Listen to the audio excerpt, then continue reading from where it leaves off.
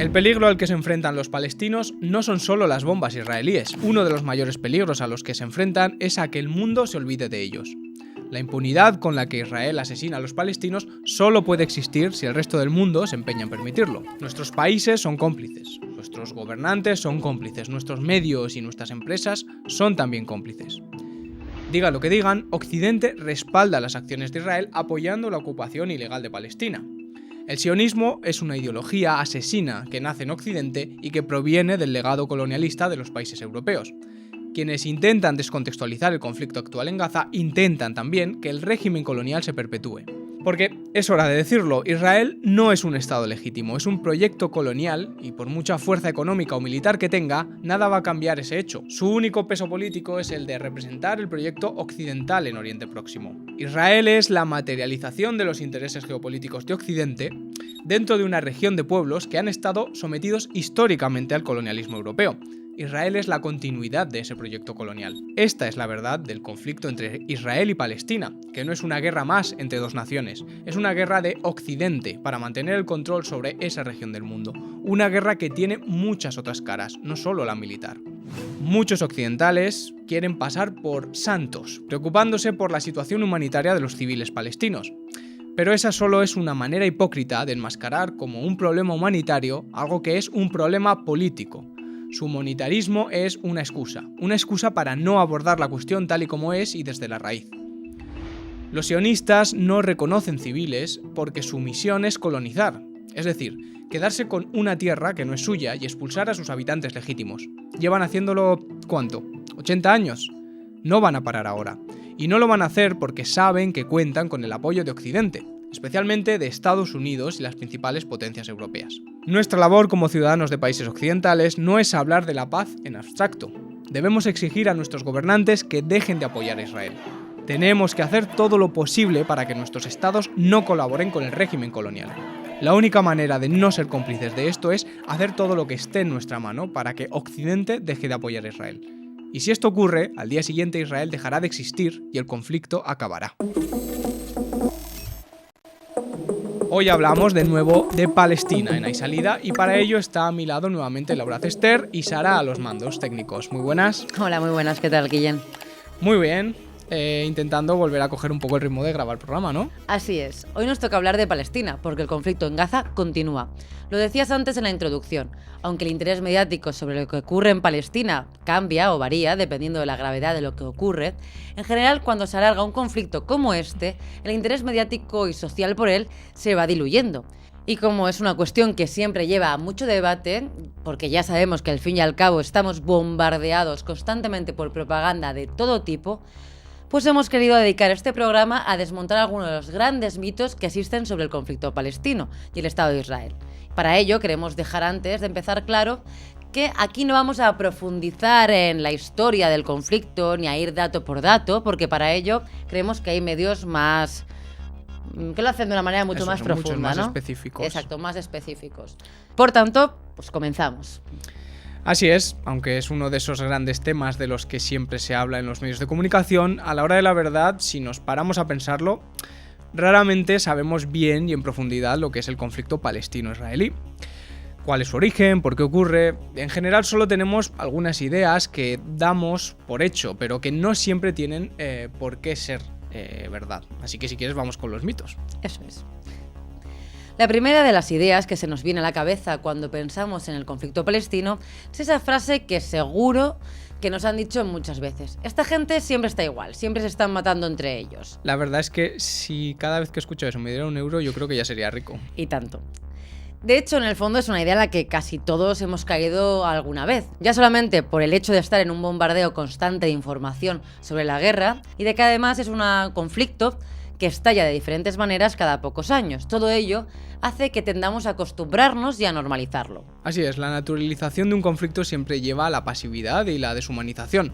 Cuando alguien dice algo como que esa gente lleva toda la vida matándose entre sí, en el fondo lo que está diciendo es que ese es su estado natural y que por tanto es un fenómeno que no se puede cambiar. Pero eso al final implica que ambos bandos pues tienen el mismo nivel de responsabilidad en lo que ocurre porque en el fondo pues son iguales. Y así precisamente es como diluimos las causas y los motivos políticos detrás de un conflicto como este.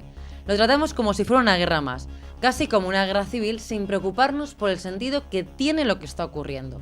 Si no nos preocupamos por cómo son las cosas realmente, al final ponemos al mismo nivel a quien está defendiendo su tierra que a quien está tratando de arrebatársela.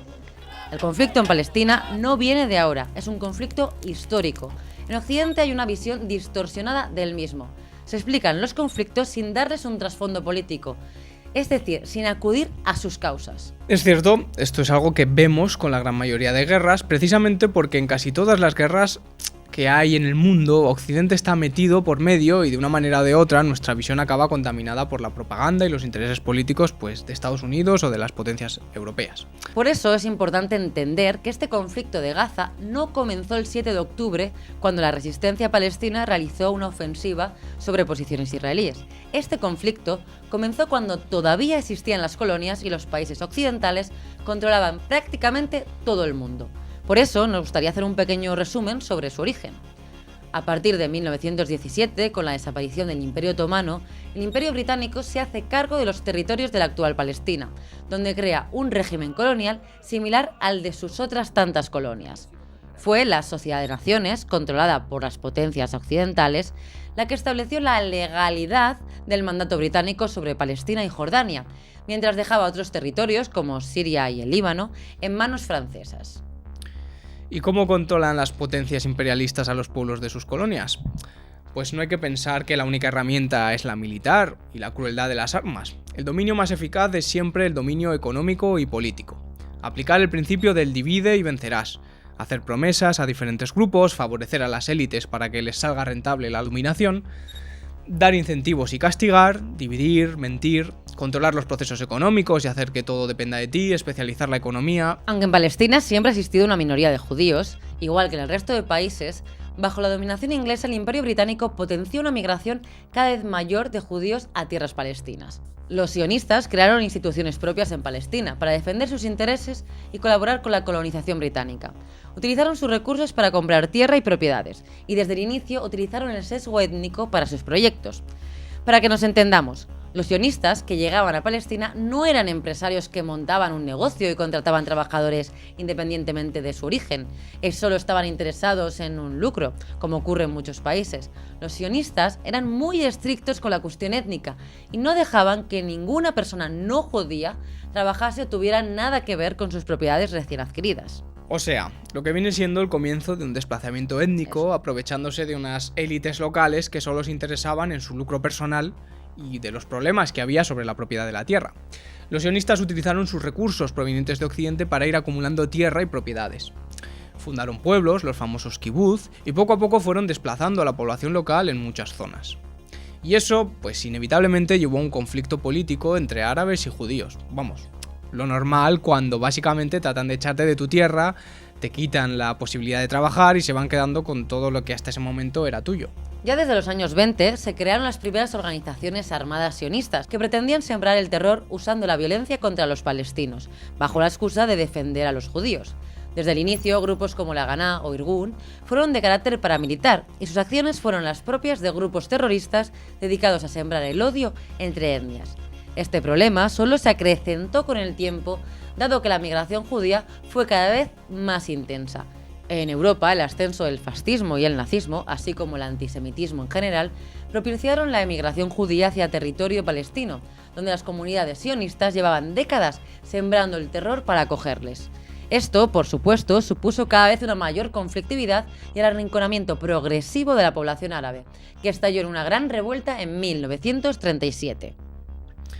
Hay que decir que todo este proceso donde se dio inicio a la colonización sionista de Palestina fue algo auspiciado por el propio Imperio Británico. No se preocuparon por ocultarlo. El dominio colonial británico sobre Palestina declaraba explícitamente desde la Declaración de Balfour que este servía como hogar para los judíos.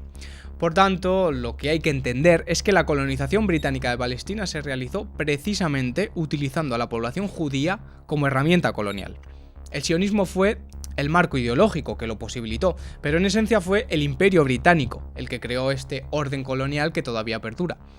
Británicos y sionistas no siempre tuvieron la misma opinión sobre cómo debía hacerse aquello, pero a efectos prácticos el proyecto sionista nunca hubiera sido posible sin el amparo y el apoyo activo del Imperio Británico. Al final, simplemente el Imperio Británico abandonó la región, pero dejando a la entidad sionista de reciente creación, llamada Israel, cumpliendo el mismo papel colonial que había cumplido el imperio anteriormente.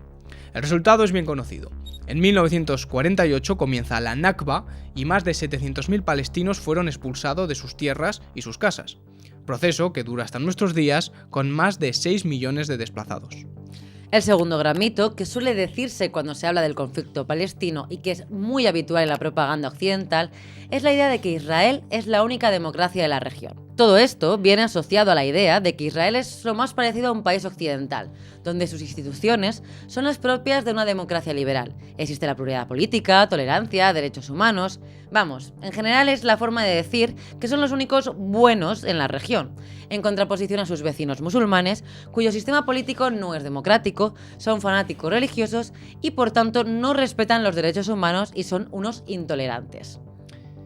A mí este es uno de los mitos que más me enfadan, ¿no? Porque lo que hacen los medios de comunicación, los políticos y en general todo el discurso occidental sobre Israel, lavando su imagen, es vergonzoso y va contra toda dignidad. Desde luego es una visión racista de lo que es el mundo musulmán, pero es que en el fondo tratan de hacer este juego de manos discursivo para justificar que al final los palestinos pues se merecen lo que les hace Israel. Para empezar, Israel no es un estado democrático, es un estado étnico que fundamenta su existencia en la violencia y la dominación de una etnia religiosa sobre otra. ¿Hay palestinos con derechos políticos en Israel? Sí, una pequeña parte que vive dentro del territorio que controla Israel, pero son musulmanes que deben aceptarse ser ciudadanos de segunda, discriminados en un estado étnico, hecho por judíos y para los judíos. El sionismo ha creado un aparato estatal que haría las delicias de cualquier otro ultranacionalismo de extrema derecha. Y todo ello sin contar a los palestinos sin ciudadanía israelí, los que viven en Gaza, Cisjordania y también los desplazados en otros países. Son ciudadanos cuya nacionalidad palestina les ha sido negada. En concreto, en Gaza y Cisjordania, los palestinos no tienen ningún derecho. Viven en una situación de apartheid donde lo que pueden hacer es trabajar para enriquecer al empresario sionista de turno. Un habitante palestino en Cisjordania no tiene ningún derecho frente a un ciudadano colono israelí. No tienen igualdad ante la ley. Existen leyes que discriminan favorablemente a los colonos frente a los habitantes autóctonos, por no hablar de la violencia constante que sufren, que les echan de sus casas para crear nuevos asentamientos sionistas, y la distribución de las zonas habitadas palestinas entre las que no existe la libertad de movimiento. El Estado de Israel es un Estado racista que perpetúa un modelo racista del que se benefician por un lado las élites económicas sionistas y también la ciudadanía colona a costa de la población musulmana. Esto es importante entenderlo. Por eso resulta vergonzoso que desde la propaganda occidental se intente dar la visión de que Israel es una democracia ejemplar, cuando constituye el sistema de discriminación étnica más avanzado del mundo. En Israel existen derechos humanos y políticos, sí, por supuesto, pero solo si no eres palestino. Y al final, toda esta propaganda acerca de lo bueno que es Israel no es más que la reedición de la histórica justificación que daban los europeos para la colonización, ¿no? Aquello de que a estos pobres pueblos atrasados hay que ir a llevarles la civilización. Nosotros somos la cumbre de la humanidad y tenemos el derecho y el deber de civilizar el mundo. Estas cosas que se decían, ¿no? Una excusa que se dio para la colonización en el siglo XIX y que sigue vigente bajo diferentes formas y en el caso de Israel para justificar, en nombre de la democracia y los supuestos derechos civiles, ese régimen colonial. El tercer mantra del que queremos hablar es ese que pretende justificar a Israel diciendo que los palestinos son criminales y asesinos. Ya hemos visto cómo poner agresores y agredidos en el mismo nivel en fondo es una manera de defender a los agresores. Dentro de un proceso colonial como es el que está desarrollando Israel, rasgarse las vestiduras por la violencia ejercida por la resistencia palestina mientras llevan 80 años masacrando y desplazando a la población originaria no deja de ser una forma de justificar al sionismo. Esto es algo que ayuda a calmar la conciencia de mucha gente. No importa que se esté perpetrando un genocidio y que al pueblo palestino se le esté expulsando de su propia tierra. No importa porque como los palestinos también son malos y para defenderse pues usan bombas y pistolas, pues ya todos son iguales, ¿no? Pero no, nunca es lo mismo usar la violencia para cometer una injusticia que para defenderse de ella. Y esto es algo que debe tener claro todo el mundo. El pueblo palestino tiene el derecho a defenderse de sus colonizadores. Es algo que han hecho todos los pueblos del mundo que han sufrido la colonización, y criticarles por defenderse usando las armas y la violencia es como criticar, pues no sé, qué decir, a los defensores de Zaragoza durante los sitios en la Guerra del Francés. O equivale a decir que Vietnam no tenía derecho a defenderse de Estados Unidos, o que Argelia debería haber aceptado la dominación de Francia. Palestina quiere para sí únicamente lo mismo que el resto de pueblos del mundo tienen, derecho a defender su libertad y su tierra. Sin embargo, todo esto se acrecienta cuando la propaganda le da bombo a los aparentemente diabólicos aliados de los palestinos. Si en el pasado todos los pueblos árabes apoyaban sin fisuras a los palestinos, hoy día son más bien pocos los aliados que les quedan. Y estos, como no, están perseguidos y son el blanco del odio y la propaganda por parte de los regímenes occidentales. Es decir, que los palestinos no solo tienen que defenderse de la colonización y de estar siendo echados de su tierra y su población siendo sustituida. Además, tienen que ser modélicos a ojos de los occidentales, que no pueden ver el mundo más allá de sus blancos y sus negros morales. Palestina es una nación, pues como cualquier otra, y en consecuencia tiene procesos políticos internos como los tiene cualquier otro pueblo. Igual que en cualquier otra nación, a veces sus representantes son de unas tendencias políticas y a veces de otras. Pero a nadie se le pasaría por la cabeza negarle a cualquier otro pueblo del mundo su derecho a defenderse en base a que simplemente no te gustan las convicciones políticas de sus líderes. Esto es algo que solo se le exige a los palestinos, porque existe un interés previo de condenarles. Tampoco a nadie se le reprocharía que buscase aliados allí donde pudiese conseguirlos en una situación desesperada. Pero los palestinos, para que su causa fuera justa a ojos del buenista occidental, deberían ser, pues no sé, taimados socialdemócratas, antibelicistas, renegados de su fe religiosa y diciéndole que no a la ayuda de Irán y Siria, que son los únicos que están dispuestos a ayudarles. Eso parece, y ya de paso, a los que no comulgamos con las ruedas de molino en Occidente y no nos creemos la propaganda oficial, para poder tener una opinión diferente sobre lo que está ocurriendo, parece que tenemos que andar constantemente condenando a Hamás y a quien digan que es el malo de la película, cada vez. Eso es. El cuarto mantra que queremos abordar es esta idea de que si apoyas a Palestina y criticas a Israel, entonces ya eres un antisemita. Esta idea de que el antisemitismo está totalmente extendido en el mundo y que la gente no cuestiona a Israel por lo que sí hace, sino porque odiamos a los judíos. Esta es una forma de propaganda muy habitual que parte del propio Estado de Israel y en general los medios y los think tanks sionistas. Pero lo cierto es que aunque el antisemitismo ha sido históricamente muy relevante y aún hoy pues sigue existiendo, no se puede confundir la oposición al proyecto colonial israelí al antisemitismo. Cuando se utiliza tan a la ligera algo como la acusación de antisemitismo para blindarse contra todas las críticas, lo que se acaba logrando es que se desvirtúe el sentido del término. No creo que esto sea algo que les importe verdaderamente a los sionistas, porque utilizan la dolorosa historia de su pueblo como una justificación para sus intereses particulares. Al fin y al cabo, el sionismo es un tipo de nacionalismo, en este caso nacionalismo judío, equiparable a otros tipos de nacionalismos existentes en el mundo. Y de hecho, hay que aclarar un par de cosas. Lo primero es que antisemitismo no es lo mismo que antisionismo. Oponerse a una ideología concreta ultranacionalista judía no es lo mismo que oponerse u odiar el pueblo judío. El antisionismo es una corriente política presente en todo el mundo, incluida también dentro del pueblo judío. Existen judíos antisionistas como Liliana Córdoba, que entrevistamos en Coine TV, que son tachados de antisemitas, sin ningún tipo de sentido. Y en segundo lugar, hay que aclarar que se utiliza mal el término antisemita, porque el pueblo judío no es el único pueblo semita. De hecho, los árabes son también semitas, y es absurdo decir que por estar en contra del proyecto colonial de Israel se es antisemita, porque tanto un palestino como un judío son igualmente semitas. Es un sinsentido la forma en la que la propaganda sionista cala hasta el punto de resultar delirante. Además, resulta hipócrita que hoy a quienes apoyan la lucha del pueblo palestino se lean tachados de antisemitas, porque quienes hacen esa acusación suelen provenir de una derecha política que históricamente sí ha sido antisemita de verdad.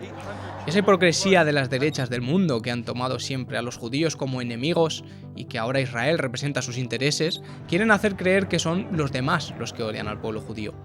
Y es que el sionismo a escala internacional tiene profundos vínculos con la extrema derecha y los grupos fanáticos religiosos cristianos, que son pues su principal apoyo en Occidente. Llegados a este punto, yo creo que ya podemos ir cerrando el programa, porque aunque nos hemos dejado bastantes mitos, es verdad que hemos tocado muchos elementos que están presentes en los discursos del día a día sobre el conflicto palestino.